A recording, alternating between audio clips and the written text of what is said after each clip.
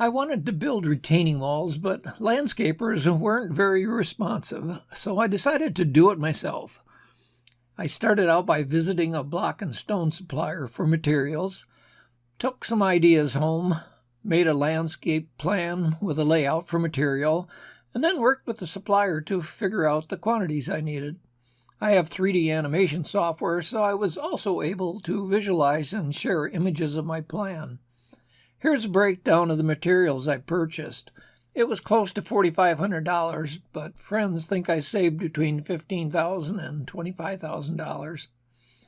I chose the Belgard Sterling wall blocks because of the pin locking system, so I didn't have to use adhesive on each block, and they were designed well for stacking and splitting, and they were recommended. The 7 tons of clear stone were used for a 6-inch base plus 12-inch backfill and 3-inch front for drainage. The 3/8-inch stone was used to help with leveling. I started digging by hand but found that wasn't going to work, so I rented a mini-excavator for a week. I could have rented it for a day at $385, but going for the week was much more cost-effective. It was well worth the cost. I only used it for 9 hours, but it did the job. Plus, I had time to rebuild a rock wall that needed work. There were smaller walk-behind machines I could have gotten, but they wouldn't have worked as well with the rocks, clay, and roots I went through. The walls average around 3.5 feet high. One wall is 16 feet, a second 7.5, and a curved wall around 12 foot long, or roughly 36 feet of wall.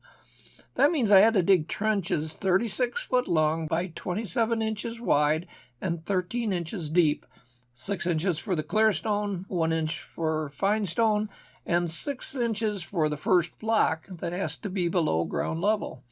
It was a lot of digging with all the walls on slopes, and the rocks, roots, and clay were also trouble, so I didn't have to use the pickaxe very much.